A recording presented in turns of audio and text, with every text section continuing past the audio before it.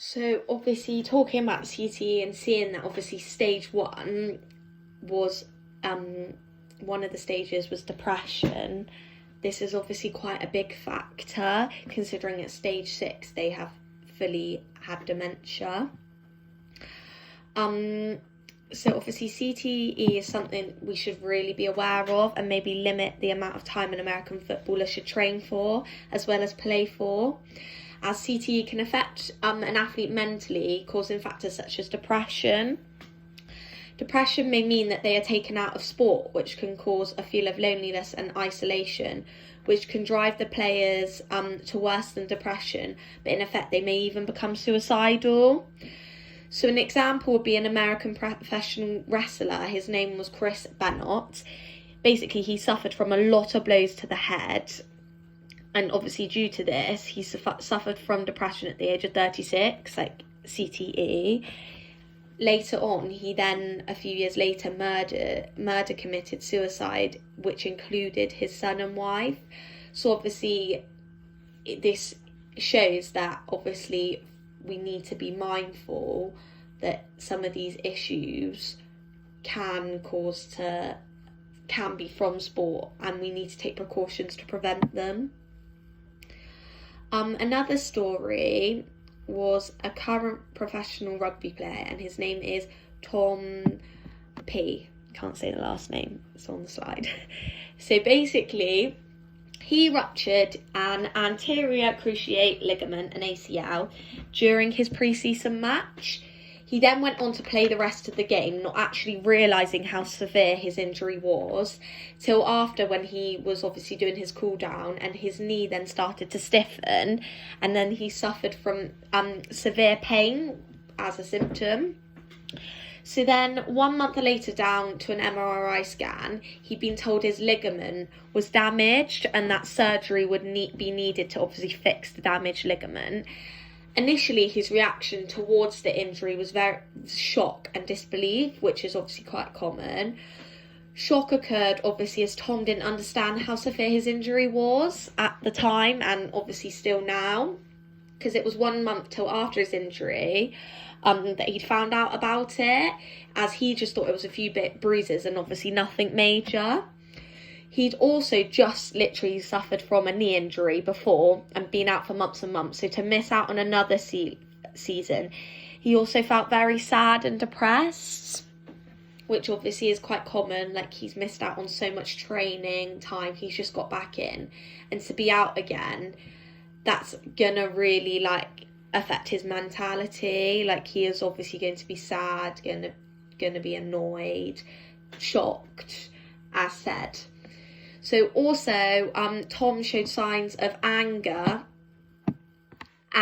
and discomfort and soreness of his at the discomfort and soreness of the knee, and alongside obviously the amount of time he would be in rehabilitation for, because obviously he's done his months and months of rehabilitation for another injury.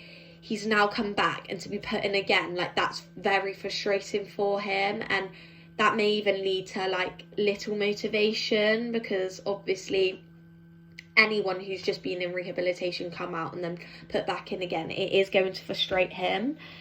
Another feeling was obviously sadness and frustrating as well, as Tom would struggle to go about everyday lifestyle.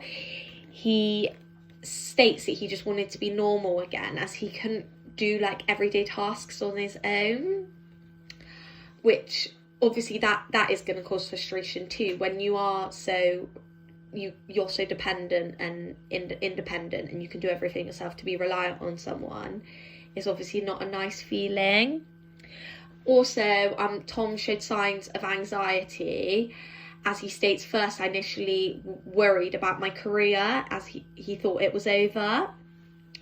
So obviously, yeah, like I said before, he's very anxious, that he's worried what's going to happen. He's worried about his financial outcome. He's worried obviously about where his money's going to be coming in, if this is the end for him, because he's just been out on an injury. So obviously he is going to show signs of high anxiety at the start and probably maybe throughout the rehabilitation. As said here, people can suffer from high levels of anxiety and stress as they worry about their future financial income, as a serious injury can result in the loss of an athlete's job. So following the surgery that occurred, problem focus and avoidance coping strategies, as well as goal setting with rehabilitation process occurred. So this increased Tom's motivation and determination to complete his rehabilitation. So obviously that is that, and to obviously get him back to playing games. So obviously that is the whole point of goal setting. Like, it is meant to motivate you, give you that drive to obviously get back to where you were before. And it's good to see that, because obviously coming from 2 injuries, it is most likely you're going to be frustrated, you're going to be demotivated. So to see that motivation again is very good. Also, avoidance coping strategies took away the stress of getting back into training and playing games. So yeah, throughout obviously the rehabilitation, it showed that them high levels of stress at the start when the injury happened have now started to decrease, which is a very good aspect.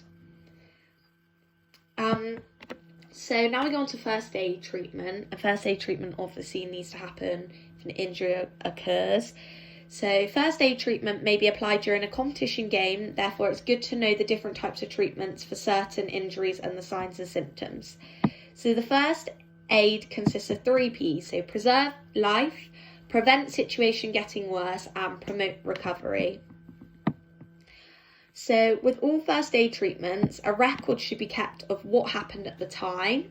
The first aider or whoever actually dealt with the injury should fill out the first aid form for the injured person. Then the organisation or the facility where the accident actually happened should keep a record of it. This will then cover their back if the athlete claims first aid wasn't successful, claims on the club for the injury. One way of treating minor injuries such as a mild sprain or strain is the price principle. So price stands for protection, rest, ice, compression and elevation. Firstly, you need to protect the damaged area from any more further injury. So an example would be using a sling if the shoulder is dislocated. Then you need to recover and rest by not taking part in physical activity for some time to obviously allow the healing of the injury. Crutches can be used as a piece of equipment to help aid the healing of maybe a broken ankle, for example. Obviously, you want to start weight bearing, but at first, when it's obviously very painful, very tender, you don't want to be walking on it straight away, so the help of crutches would be ideal. An ice pack should obviously be applied to the swollen damaged area for 15 to 20 minutes every 2 or 3 hours. Place the ice pack in a towel because this prevents burning of the skin. So obviously you eat a towel or something just to keep the ice actually in contact with no contact with the actual skin to prevent the burning. So compression bandages should be worn to prevent the damaged area from swelling. Lots, making it obviously painful and uncomfortable to walk on. And then elevation should occur in order to raise the damaged part of the body above the heart whenever possible, because then this can prevent inflammation. And then obviously all the other videos are for the first aid treatments, which will be sent over. Thank you very much.